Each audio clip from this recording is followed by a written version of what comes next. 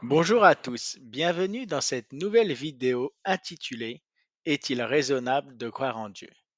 Dieu n'existe pas, c'est une invention humaine. Cette phrase, souvent entendue, reflète la pensée de certains, qui ont bien sûr tout à fait le droit de penser ainsi.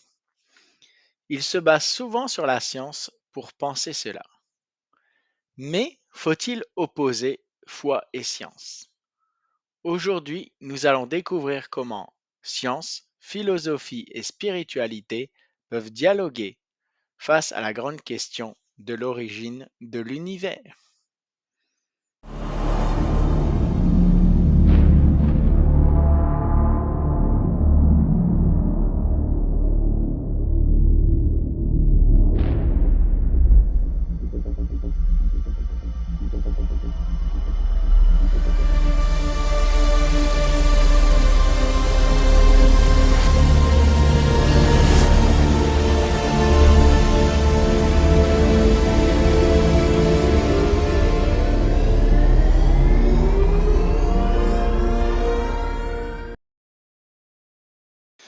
Les découvertes de la cosmologie sont claires. L'univers a eu un commencement. Le modèle du Big Bang le donne il y a environ 13,8 milliards d'années, et cela repose sur des faits solides. Le rayonnement fossile, l'expansion de l'univers et la répartition uniforme des éléments légers dans l'univers, tels que l'hydrogène et l'hélium. Et selon la seconde loi de la thermodynamique, tout ce qui a une fin, comme le Soleil par exemple, a forcément aussi un début. Si l'univers a un commencement, il est logique de penser à une cause première, hors du temps et de l'espace, que l'on peut appeler Dieu. La science explique le comment. Elle donne l'explication de comment cela fonctionne. La foi cherche le pourquoi.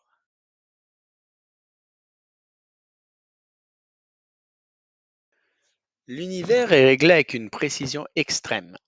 L'équation précédente est tirée de la relativité générale et nous montre la constante cosmologique.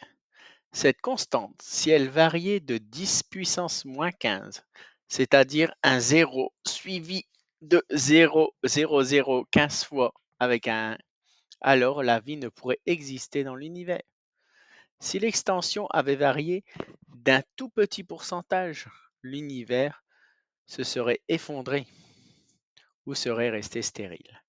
Le physicien Roger Penrose estime la probabilité d'avoir toutes les lois de la physique correctes pour qu'une vie soit possible dans l'univers à une chance sur 10 puissance 10 puissance 123. Inimaginable. Certains parlent de multivers, c'est-à-dire de milliards et de milliards d'univers existants, créés par pur hasard par une machine à créer des univers. Et parmi tous ces univers, le nôtre aurait toutes les constantes et toutes les lois correctes pour permettre la vie. Mais cette idée reste invérifiable scientifiquement. Et surtout, elle ne répond pas à la question essentielle. Ces lois sont une condition, et pas une cause, du pourquoi et du comment. Maintenant, imaginez-vous une personne qui gagne une première fois à la loterie. Les journalistes viennent le voir et lui disent: Vous avez vraiment de la chance. Puis, la semaine prochaine, cette même personne rejoue et regagne une deuxième fois. Là, les journalistes reviennent le voir encore et lui disent: Vous avez vraiment de la chance, hein. La semaine d'après, il rejoue encore et il gagne une troisième fois. Mais là, ce ne sont plus les journalistes qui viennent le voir, mais c'est la police pour lui demander comment il a fait pour tricher. Cette petite histoire un peu loufoque est là pour dire que quand il y a trop de choses improbables qui se répète, on commence à supposer autre chose que le pur hasard.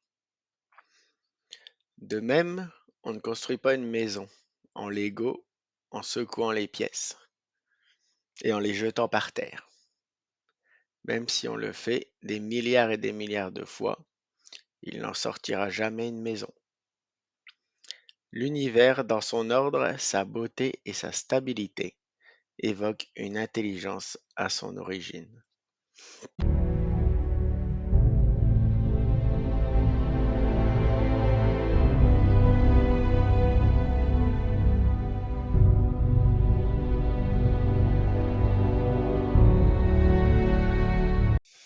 D'où vient notre sens du bien et du mal?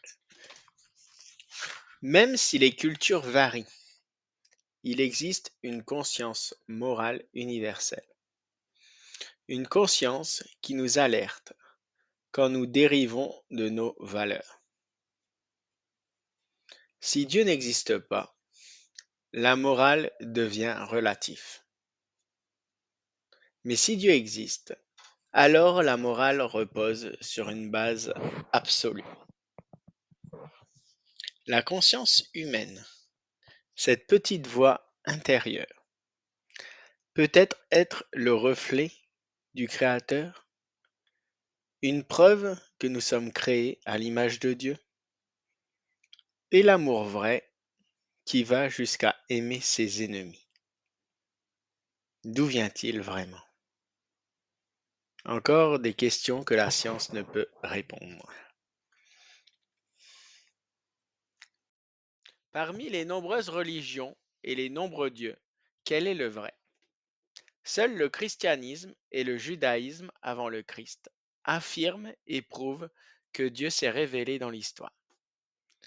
Le Dieu de la Bible annonce et a annoncé certains événements à l'avance, notamment dans les livres de Daniel ou de l'Apocalypse. Ce Dieu n'impose rien, mais guide l'histoire vers un but, la rédemption et la restauration. En Jésus-Christ, Dieu entre dans l'histoire humaine. Foi et science ne sont pas ennemis. La science explore les lois du monde, la foi cherche le sens de ce monde. Croire en Dieu, ce n'est pas abandonner la raison. C'est peut-être reconnaître que derrière l'intelligibilité de l'univers se trouve une intelligence infinie. Pour en savoir plus, n'hésitez pas à lire l'article associé sur le site et à poser vos questions. À bientôt.